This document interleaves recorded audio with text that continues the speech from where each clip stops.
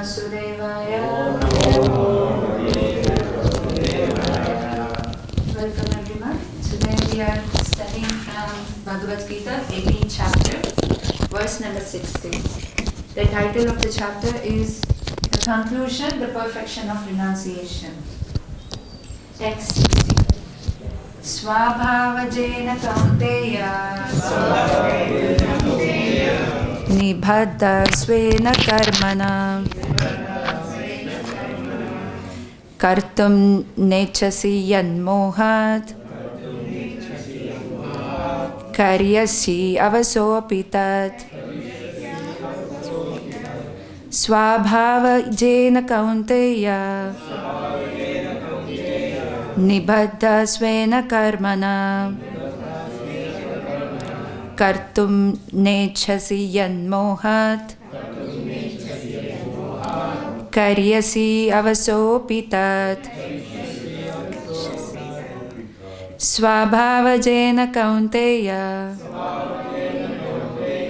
nibaddhaḥ svena karmaṇā kartum necchasi mohāt kariṣyasy avaśo svabhāva-jena kaunteya nibaddhaḥ svena karmaṇā kartum necchasi mohāt kariṣyasy avaśo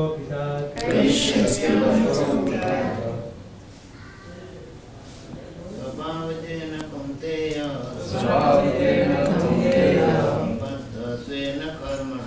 nibaddhaḥ svena karmaṇā kartum necchasi mohāt svabhāva-jena kaunteya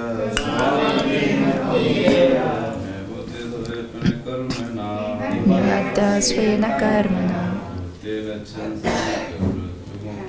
kartum necchasi mohāt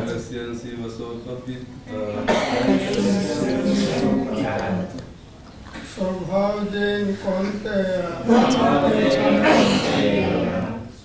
nibaddhaḥ svena karmaṇā kartum necchasi mohāt kariṣyasy avaśo kariṣyasy avaśo svabhāva-jena kaunteya nibaddhaḥ svena karmaṇā kartum necchasi mohāt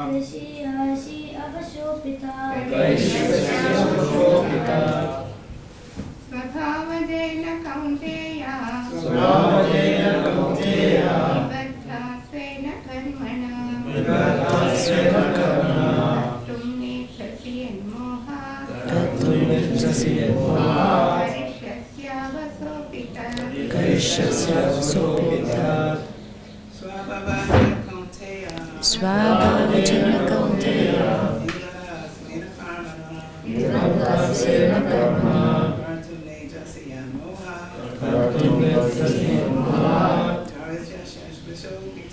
kariṣyasy avaśo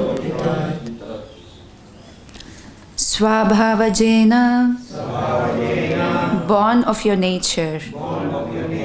Kaunteya, O son of Kuntī. Nibaddhaḥ, conditioned. Svena, by your own. Karmaṇā, activities. Kartum, to do. Na, not. Icchasi, you like. Yet, that which. Mohāt, by illusion. Kariṣyasy, you will do. Avaśaḥ, involuntarily. Api, even. Tat, that.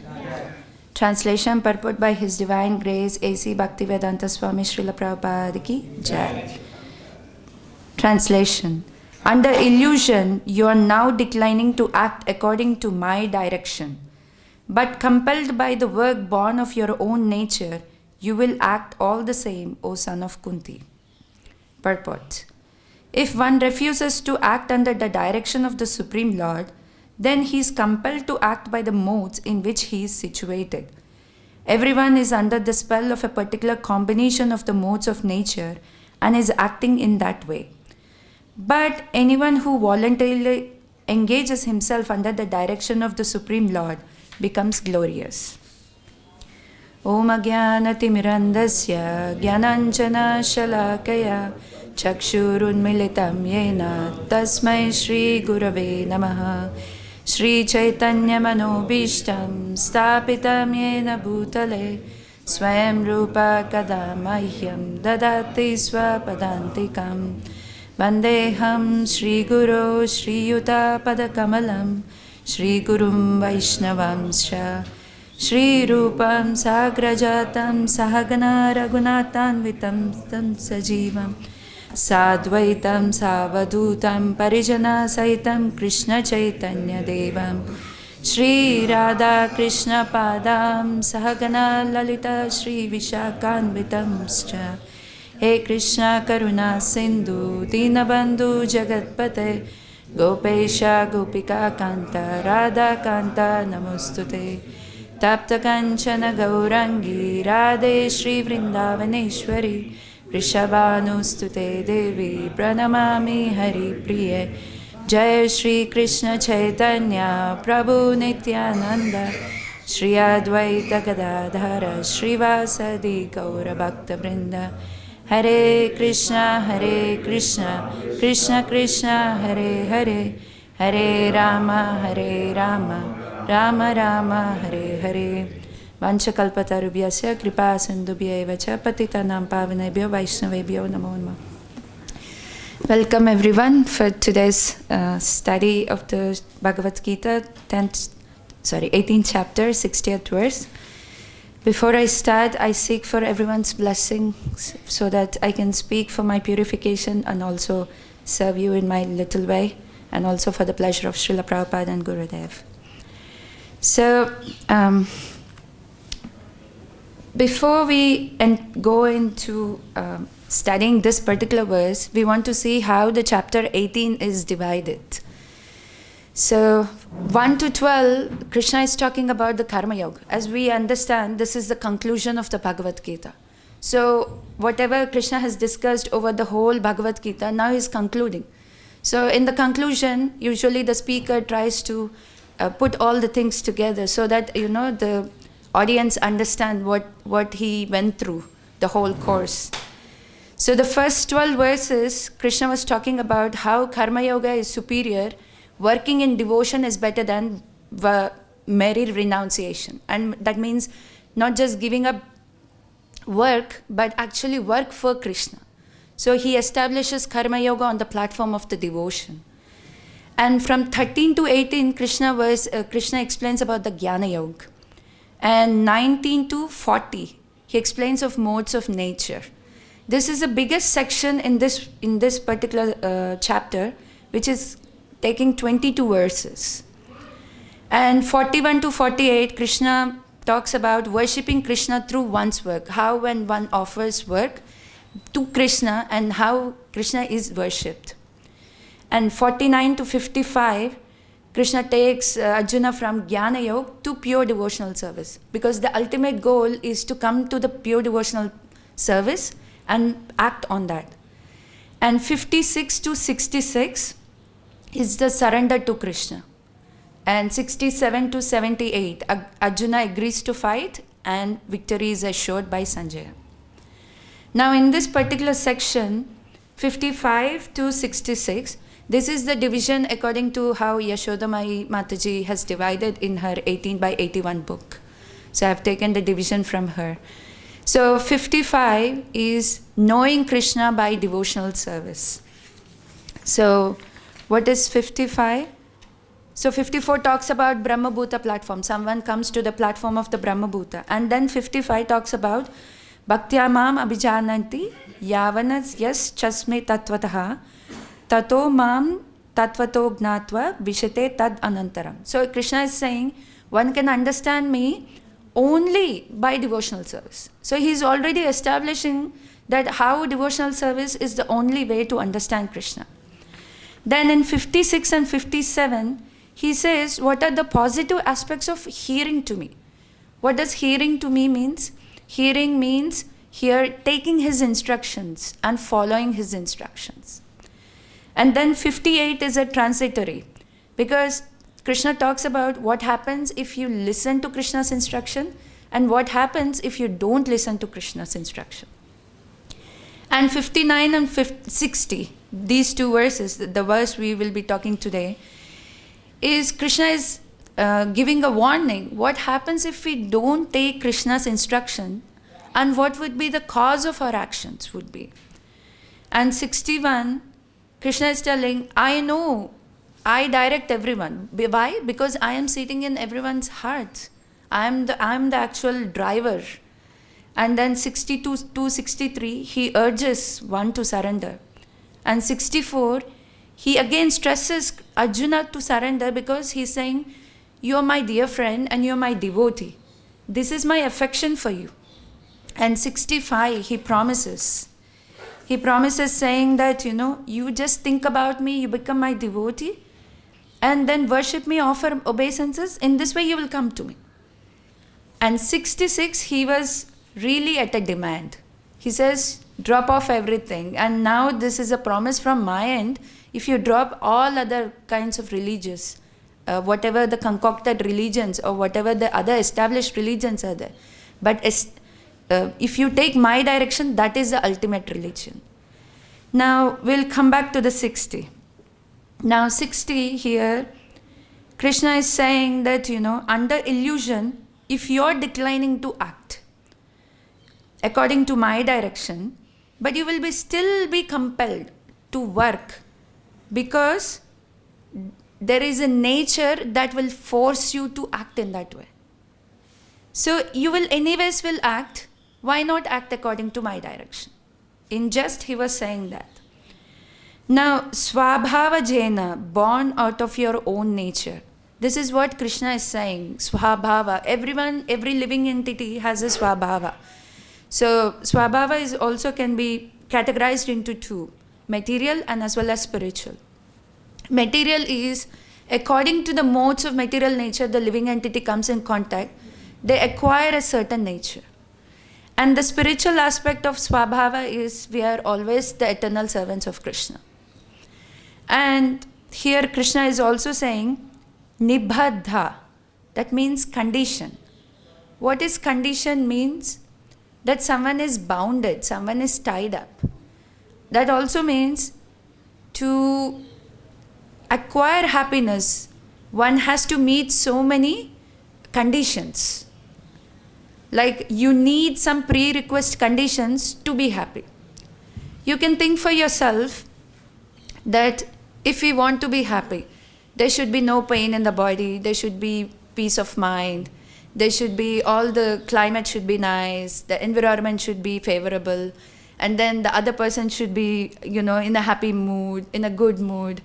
So, see, even just for us to experience a little happiness in this world, we are already bounded with so many conditions, that everything has to be set into that perfect condition. Then we will be happy. What if you have a headache and then your friend wants you to come for a walk? Then you will say, no, I want to take rest. Do you enjoy that moment? No, you don't enjoy that moment. Or your partner is very sad. Then you want to spend good time, but she is upset or he is upset. Then you cannot spend nice time. Or the corona is around. Then we live in fear. Right? Or there is too much cold, too much heat. So we are always conditioned. But is this our real svabhāva? No. This is not our real svabhāva. This is an external covering that is put on us. Now, in the Srimad Bhagavatam 6.1.46, this is the 6th canto. The 6th canto is talking about protection of the Lord. And here the first pastime they will be discussing is the Ajamil pastime. And we all know the story of the Ajamil. Ajamil was a very nicely brought up in a Brahmana family.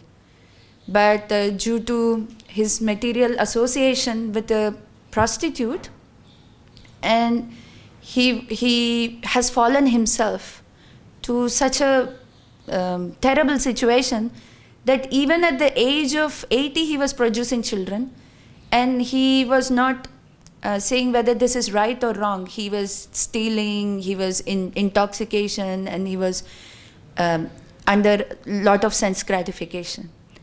And at the time of death, there are 3 Yamadutas come to take his soul. And then, as the Yamadutas were trying to take the soul from the heart of the Ajamil, then 4 Vishnudutas come. And they try to stop the Yamadutas and say, what right do you have to take this soul? So the Yamadutas say, he's so sinful. Did you observe his life? He has always been sinful. And he was cheating, he was robbing, he was murdering, he was involved in theft. He was an example of a sinful person. He has to be punished. Then the Vishnuduta says, no, that is not the case. Then Yamaduta started to give some arguments why Ajamil has to be punished. In one of the arguments, they mention, O best of the demigods, we can see 3 different varieties of life. Oh, sorry, not this one. I went one more, sorry. O inhabitants of Vaikuntha, you're sinless. But those who are within this material world are all karmis, whether acting piously or impiously. Both kinds of action are possible for them because they're contaminated by 3 modes of nature and must act accordingly. One who has accepted a material body cannot be inactive, and sinful action is inevitable for one who is acting under the modes of material nature. Therefore, all living entities in this material world are punishable. So what is the argument that Vishnudutas are giving? Anyone who is born in this material world are sinful and they have to be punished. Why they are sinful? It doesn't matter whether they act piously or impiously. Because they are under the modes of material nature, they got a material body. And this material body, when someone is in the material body, first of all, they are embodied. That means they are just in the body, but they are not inactive. That means they are functioning. And sinful action is inevitable. Then someone can argue, hearing to this statement, sinful action is inevitable. Then what about the karmis? Of course, they have to involve in so many kind of activities. Then what about the jnanis? They don't involve in any kind of sinful activities. So how is this statement applicable to all the living entities? Because we have karmis, jnanis, yogis, and then bhaktas. But of course, bhaktas are exclusive of it because Yamadutas doesn't know about the power of the bhakti yet here. So the jnanis, karmis, and yogis. So for the jnanis, although they may be refraining from external sense gratification, but they're still committing sins. How? They're breathing, right? When you breathe, what happens? There are so many living entities going. And you have to sustain on food. And when you cook or when you pluck living entities, is it not killing? That's why Krishna also says in the Bhagavad-Gita, the intricacies of karma is very difficult to understand. Because what is action and what is inaction, it's very difficult for you to separate it and understand. So, by this statement, we understand that everyone who is in this material world has to commit some sin. And it's inevitable. Why? Because they are under the modes of material nature. The same thing Krishna is saying here. If you don't take my direction, then you will act. And then that will lead you to sin. What you are afraid of, that will be the only cause. His initial arguments, what was his initial arguments? When Arjuna asked Krishna to place the Rath in the midst of the Kurukshetra. He was seeing all his family members. He was seeing his teachers, elders, and all the soldiers.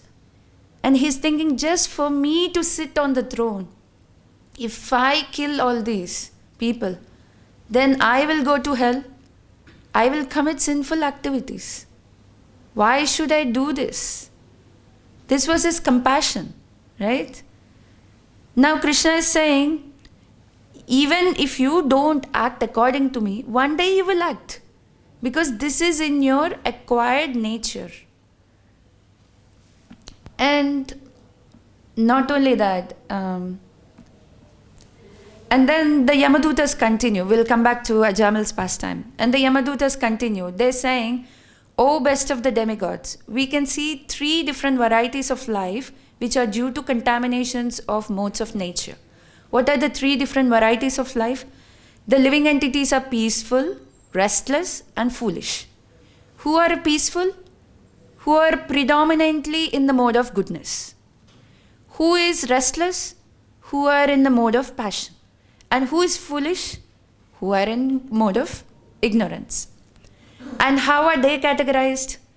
As happy, unhappy, or in between.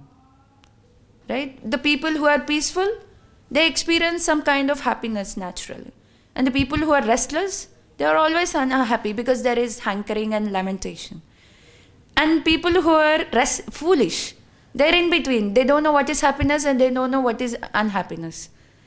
And again, divide the same thing. Religious, irreligious, and semi-religious. Who is religious? Who are happy, who are peaceful, they are somewhat religious. And who is semi-religious? Who are restless, who are unhappy, but they are semi-religious. And who is irreligious? The ignorant. Because they don't know. And for that they will give an example saying that even in this lifetime, you can see that patterns that's going in your life. They give an example of springtime. As soon as you see the spring is coming, there are different fruits and flowers that come according to the season, right? And based on that season, then you understand, okay, how do you know these particular fruits and flowers belong to this spring season? Because you have seen in the past spring season, also such fruits and flowers come. So that based on the past, you also determine the future. Okay, in the coming spring, how do I know that there is a spring coming? Because similar seasonal fruits and seasonal flowers will be coming. So when we observe, Prabhupada writes, our past and future are not very difficult to understand. For the time, it is under the contamination of the 3 modes of material nature. That means just by observing the person's nature, whether he's happy, restless, or foolish, one can determine. Okay, he may be in the mode of goodness predominantly. He is in mode of passion or ignorance. And again, we divide him again. He is religious, religious, or semi-religious. Again, based on the modes of material nature. He is happy, unhappy, or not happy.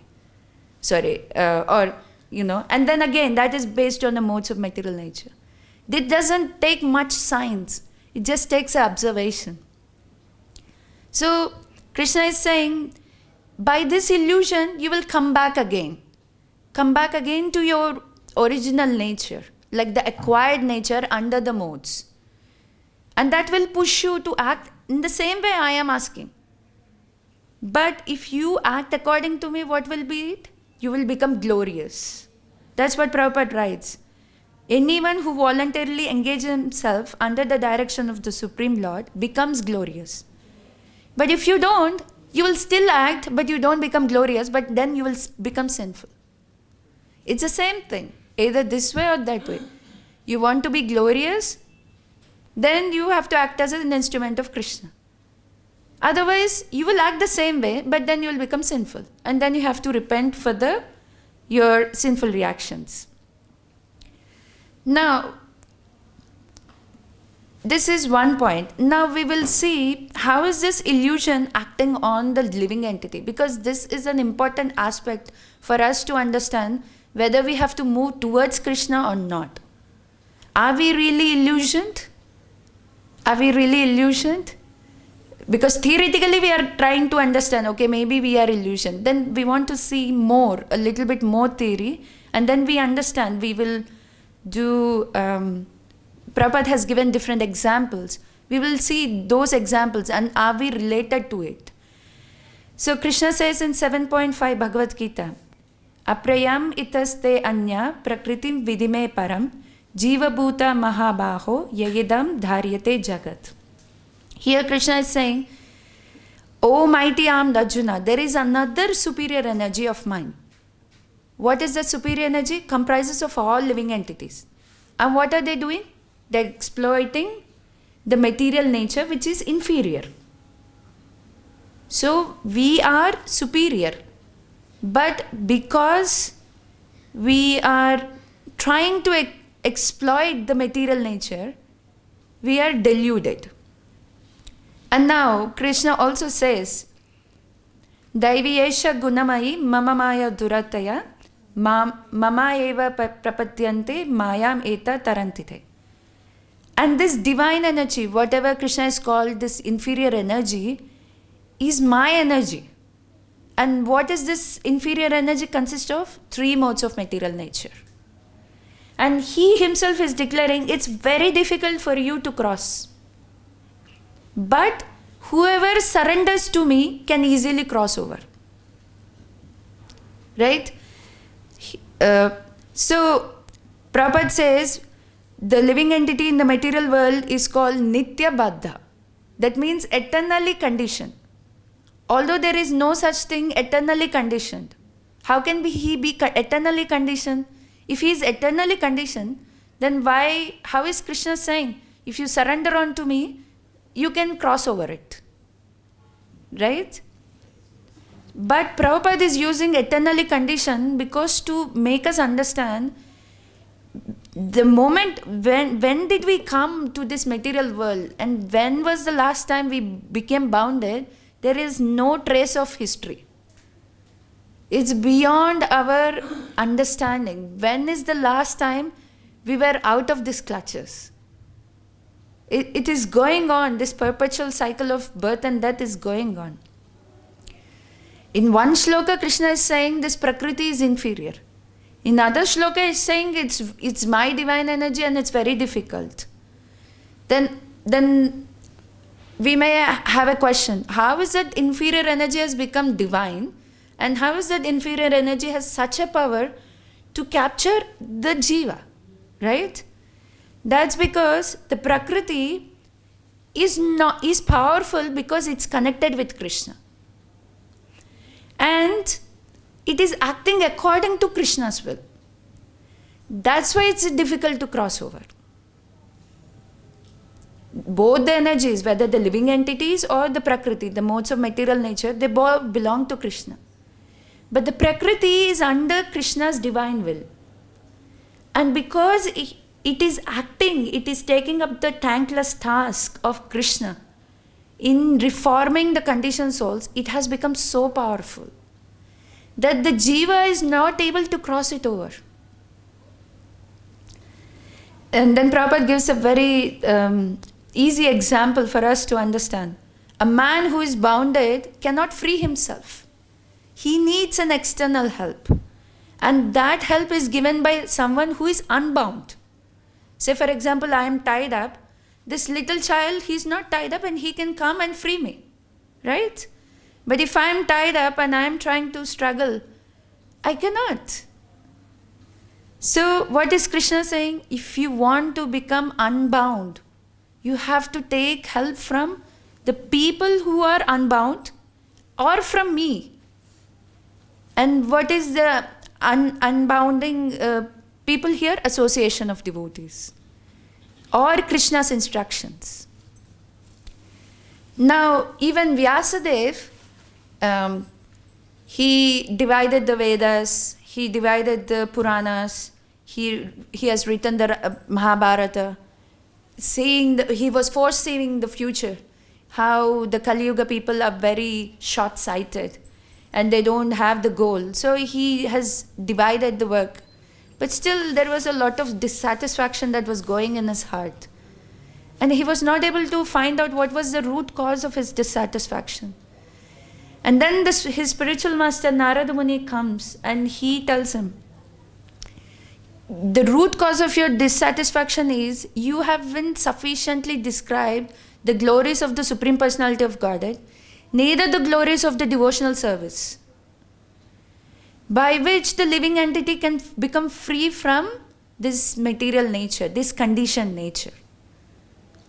And then, upon in his instructions, Vyasadeva sits down and he's in deep meditation, in his contemplation, he gets to see a vision. What is the vision? Yaya samhito jiva atmanam trigunatmakam paropi manyate anartam tatkritam chabi padyate. In this deep meditation, he is able to see how the living entity, which is transcendental, which is spiritual, is getting bounded by the three modes of material nature. And he himself then, the jiva thinks that himself is a material product. And he is a product of the material nature. That means there is a perversion, complete perversion of his thinking, feeling and willing. He doesn't think himself as a servant of Krishna. He doesn't feel or he doesn't do any activities. And this is the vision in his complete maturity Vyasadeva was able to see, which otherwise he was not able to see. So now one may ask a question. Okay, this is the inferior nature, the Prakriti is also Krishna's energy. So why is Krishna employing on the conditioned soul? If he is so compassionate, if he is such a loving father, why is he employing on the conditioned soul, and why the conditioned soul has to suffer? Right? Now Prabhupada gives a very, very sweet example. Krishna is not tyrant. Tyrant. He is not a cruel ruler. He doesn't want you to make you feel that, you have to be afraid of me. You have to come to me with fear. No. That is not the nature of Krishna. What is the purpose that Krishna wants to achieve by putting a jiva in the material world? To have a reformation in the jiva's heart. Just like Prabhupada gives an example of how an affectionate father, he wants to correct his child who is very disobedient. He wants to bring him to discipline. But he is not able to correct him. So what does he do? He employs a teacher. Right? He employs a teacher and he puts the child under the care of the teacher. And he knows, the father knows, my child will go through some inconvenience. But the overall result will be discipline. He will be obedient. Similar is the Prakriti, the three modes of material nature. Why such a strong energy is here? This energy is deluding us, but maybe they will change. Maybe they will change. This is the loving nature of Krishna.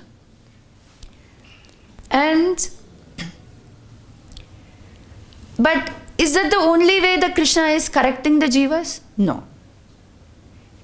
Although Krishna is employing his material nature in the transformation of the jivas, but out of compassion, he comes again. He descends to this material world. He gives in the instructions in the form of Bhagavad-Gita and Srimad Bhagavatam. He teaches by his devotees. So he's not just relaxed and sitting back in his kingdom of God and waiting for us. But he's actually taking a role and he's coming back. Again and again. Time to time. Why? See, here Krishna is telling Arjuna, you have to act. He's urging Arjuna, please act according to me. You're in a wrong situation and I know you're getting punishments, but please now take up.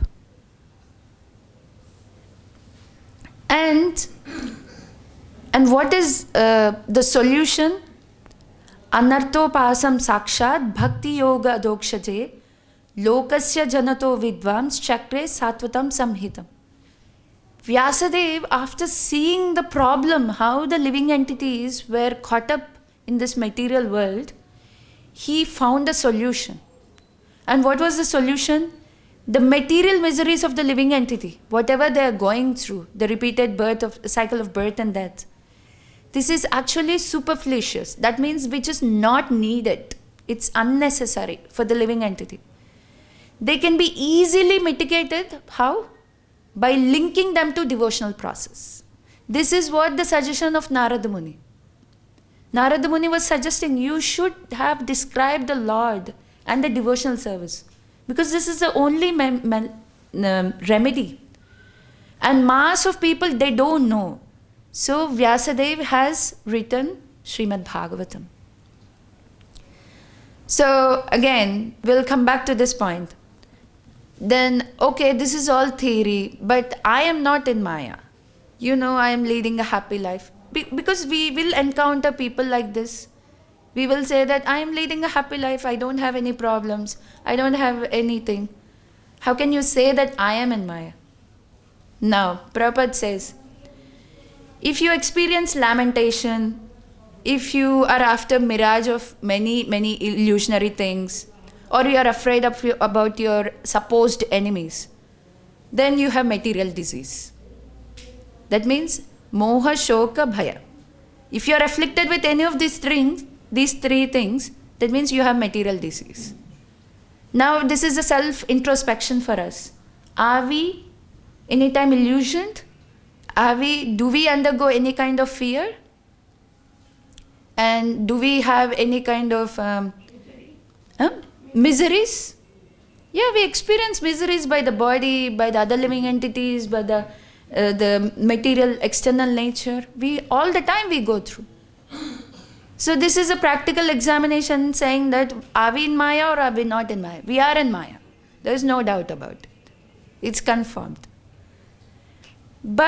And then how is the jiva coming to the Maya? He comes in the material world and he wants to enjoy the material world. And in that process, he is getting a material body and then he's thinking that I am the enjoyer, I am the body. And then he gets entrapped. One species after another, one species after another. How many species? Yeah. 8.4 million species of life. Prabhupada explains. Even the scientists have never declared such a number. But Prabhupada is declaring because this is in the Shastra. And what happens in undergoing in this 8.4 million species, we go through a false complexities. We are illusioned in different ways. And we have extended illusions as well. And what is the extended illusions? Humanitarianism, altruism, many things. We think that we can do much good to others. Why? Because we don't have the eyes to see the future. And life goes from one body to another body to another body. And then Prabhupada gives an example. It's just like a blind man suffering. Try to imagine yourself, you're blind for a few minutes. How is your life going to be? Yeah, miserable. Because we have eyes now, we are able to see everything. We don't know what is that experience like. But the Shastra is saying anyone who doesn't come to Krishna consciousness, they're actually the blind men. But the Vyasadeva or the great devotees or Krishna himself, they're seeing our suffering, but we are not realizing. But for the blind man, he's thinking that, okay, it's okay, there are some inconveniences, I will go through it, I'll overcome it. But is it the right way of living? No. The right way of living is to see things and to act according to it. So, now, here Prabhupada is saying, I will go back to the same example as Ajamil. Now, what is the glory of Ajamil? The glory of Ajamil is that he was rescued from the hands of Yamadutas, and he was protected by the Vishnu Dutas, and he actually got a chance to perfect his life and go back to Godhead. And how did he do it? By just uttering 4 syllables. Narayana. Why are there 4 Vishnu Dutas? My spiritual master was mentioning 3 Yamadutas came because he was committing sinful activities with the help of body, mind and senses. And 4 Vishnu Dutas came because he uttered 4 syllables of Narayana. He became glorious unknowingly, unconsciously, without any much endeavor. I mean, in the beginning, he didn't every day wake up to Mangalarti, he didn't chant 16 rounds, he didn't go through the Shastric study, or he's not associating with devotees, or he's not eating prasadam. His life was all topsy-turvy, everything opposite to what we do. But still, he became glorious because he got to utter the syllables of Lord's name, and got the moment of association of Vishnu Dutas. And then he became realized. But then what about us? What about the devotees who practice Krishna consciousness consciously? The svabhāva, whatever the nature we have acquired with the material nature, is no more going to affect us if we can use the same nature in Krishna's service, which otherwise will give us all the complications and miseries. Right? And then Krishna says in the 4th chapter, 4:38, that even if you think you're the sinful of the sinner, out of all the sinners, you are the sinful. But with the help of this knowledge, you can cross the ocean of miseries and attain Krishna's mercy. And Prabhupada gives an example. Say, for example, someone is thrown into the ocean, Pacific Ocean. Right? He might be an expert swimmer. He knows how to swim. He might won the medals. But still he cannot cross it by himself. But if someone comes and gives him a help and then crosses him over the ocean, it's very easy. So that is what this knowledge is doing to us. That is what Krishna is saying. Act on the knowledge of Krishna consciousness. And now we have this beautiful opportunity of the book marathon. Each one of us, we can go out and, speak to people and appreciate what Prabhupada has given to us. Yesterday in His Holiness Radhanath Swami Maharaj, Vyasa Puja, there were so many quotes shown. And one of the quotes was very heart-touching. Maharaj was mentioning, compassion is not a theoretical conceptualization, but it's actually the way of life. Krishna has so much compassion on us that he personally is telling us. Actually, Arjuna is never needed to be in illusion. But he put him under the illusion so that this message of Bhagavad-Gita can be established again. So that we get the guidance. We have the way to go back to Godhead. So it's a nice meditation that we can have, that how much we are helped. How much we are getting benefited out of this Krishna consciousness. The same we can contribute to others. Share a sloka, read a Gita, like a chapter for them, or distribute a book, or sponsor a book. This will help to change people's lives. And in conclusion, we will conclude, just last few points. So, there is eternal relationship between the Lord and the living entity, and it's always transcendental. But if the living entity is not eternal, Krishna would never come to reclaim the conditioned soul, right? Because we have an eternal relationship, he's coming back again and again in the form of his instructions, in the form of his devotees. And what happens when we apply this knowledge? We will use this nature without getting affected by the modes. Then Prabhupada gives an example of how a liberated person, how a person is sleeping. He has so many bad dreams, but he doesn't identify with those bad dreams. Right? As soon as he wakes up, he continues his work. So when we understand we are actually Krishna's servant and we engage in devotional service, the happiness and distress, whatever the quota what we will have, it will come to us anyways. But as we get fixed in devotional service, we will move through this happiness and distress, happiness and distress. That's what Krishna is saying. Have tolerance. Don't be swayed away by happiness or distress. And what is Krishna's call? Yagnarto karmano nyatra loko yam karma bandha. You perform activities in such a way for the satisfaction of the Supreme Lord. Whatever is your nature, whatever is your acquired nature in the modes of material nature, you offer it to me. Then what happens? Just by offering to Krishna, the sinful reactions are getting nullified because Krishna is taking care of it.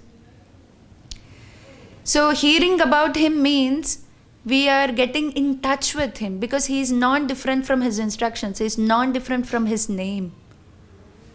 Because he is absolute person.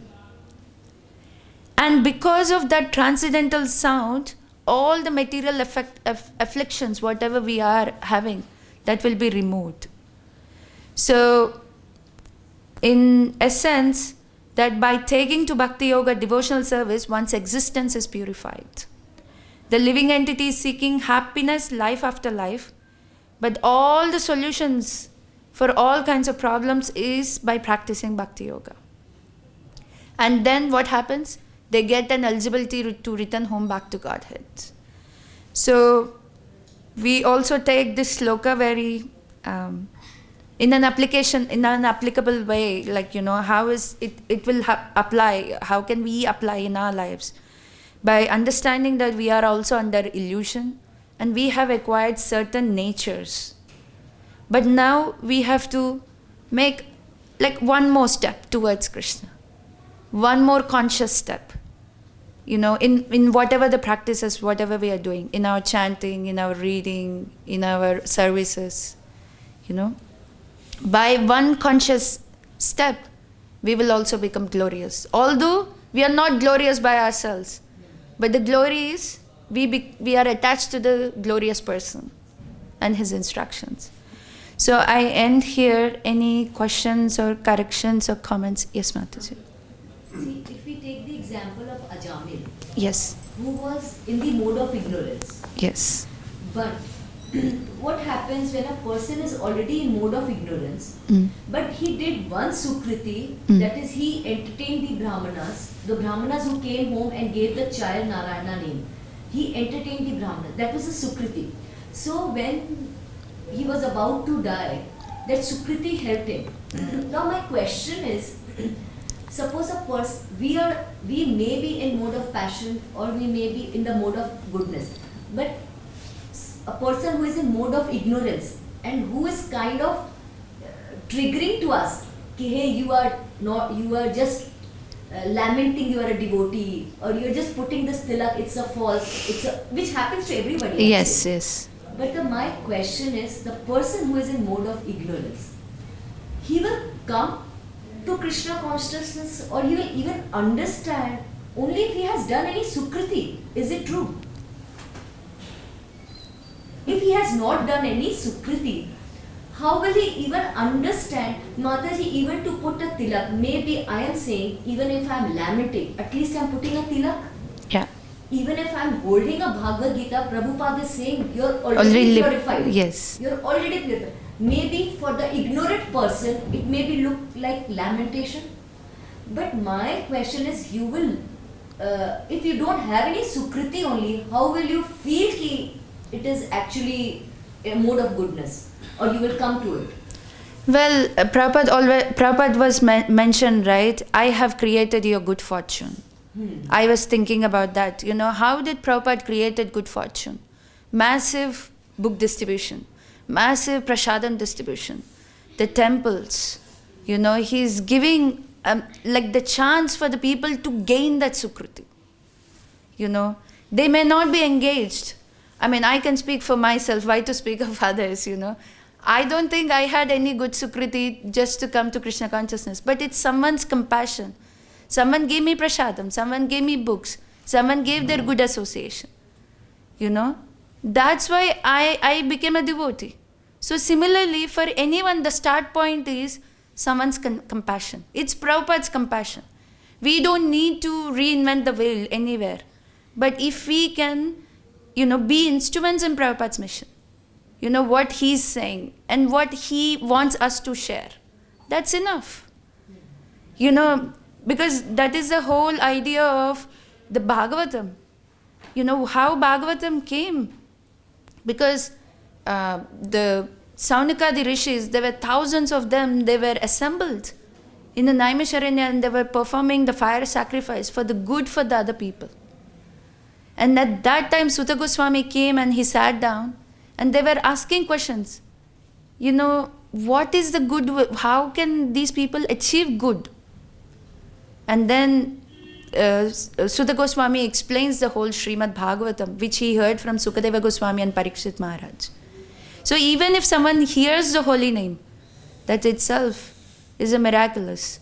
Like we can also see in the countries where it is not to lessen, but it's a fact. In many countries where people eat dogs, but still they are devotees. How? And then in the Bhagavatam there is one shloka in the Kapila Muni. This is a conversation between Kapila Muni and Devahuti. Devahuti was saying that anyone who chants your holy name must have performed so many Vedic sacrifices, must have taken bath in all the holy rivers. What does it mean? It means that they have the Sukruti. The Sukruti has built it up. Devotional service is not a small thing. Even Krishna says, right, to understand me, bahunam janmanam ante. It takes many, many lifetimes of birth. They may not be transformed in this lifetime. But by you giving prasadam to someone or you giving a book to someone, the seed has been planted. It can be the starting point. Yes, the seed has been planted. Even you see the Ajamil, as you are mentioning. Ajamil was a Brahmana before. But then he has fallen down. Then he lost. But, that little Sukriti helped him to remember, I should name my child Narayana. So, yeah, we give Sukriti by just following Prabhupada's process, just to give. That's my humble understanding only. Thank you. To be compassionate. Yes, to be compassionate and to be instrument in Prabhupada's mission, as much as we can. Hare Krishna, Prabhu. Mataji, just like as Mahatma Gandhi, when he was shot dead, so that time he said Hare Ram, Hey Ram or something he said. So is that also he has done so many things, but could be that he go back home, back to God? Well, he went back to God, back to home, back to Godhead or not, I don't know. But when you read the Ajamil pastime in the 6th canto, you will see when the Yamadutas, they are counter-argued by Vishnudutas after some time, after these arguments. And then Yamadutas were doubting, how can Yamaraj's rule can be overruled by someone else? They go to Yamaraj and they keep asking, how is there anyone superior to you? That your rule has been overruled. Who? And then please explain this to us. And then Yamaraj gives the glories of the holy name. And he says, even someone insultingly or unwillingly they calls out the holy name, they're still glorious. Yes.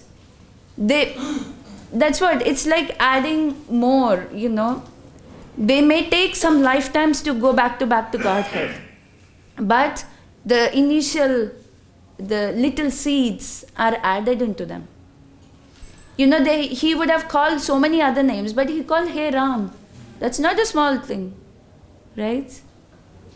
So that's my understanding. Yeah. So we see the glory of the holy name, and we see the glory of Sri Chaitanya Mahaprabhu. He's giving mercy to everyone who is qualified, who is unqualified. So what does it mean? He gives mercy to qualified and unqualified. But means he doesn't have any distinctions. Anyone wants to take out his name, he's allowing them. But this is not the case in previous ages. But in this age, anyone can call out. So many devotees coming from different parts of the world, they are thinking that we are going to Vrindavan in this one, so they get some mercy from that one. I didn't understand. The many devotees coming to Vrindavan thinking that we go and see Bhakti-yoga, we see ISKCON. So Definitely Sukriti is adding to because it. they are thinking that we are going to Vrindavan to see Bhakti-yoga or ISKCON, thinking about Krishna. So they get benefit if their accident happen on the way, they die. They Yes. get benefit. Yes. I mean, I don't have a shastric reference. Yeah, but it is said, right? Anyone who dies in Mathura Mandala, the death is very glorious. Why there are so many people they're dying? Why not in Mathura all the time? All of them, they don't die in Mathura. See, everyone they will get their credit. They will get their credit. But again, there are different levels of the bhakti. Right? Someone maybe at the Shraddha level, someone may be at the Anatha Nivritti level, someone may be at the Nishtha level, and someone may be at the Bhava level. Right? Someone who is on the Bhava level, they can see Vrindavan just by hearing. You know, what our Acharyas see the Vrindavan. We don't see Vrindavan like that. We just see concrete. We see the pigs and monkeys only. But they see desired trees. They see different things. So there are different levels of the bhakti. So similarly, anyone, it may be a starting point. The credit will be there. But whether they will go back home, back to Godhead or not, that is up to Krishna. I don't know. Yeah, but just like Prabhupada said that anybody is chanting in a joking way or... that is in the Shastra so itself. he gets benefits. Yes. So what benefit is getting, that is not mentioned. But he gets benefit. Yes, that is Sukriti, right? Until opportunity is given. Yes. Even Mrigari was so sinful that he couldn't even take Rama's name. So Narada Muni needed to invent a new word, Mara. You say Mara, Mara, Mara. So then it slowly became Ram, Ram, Ram. Because, this is the power of the syllables, right? Of the Lord's name.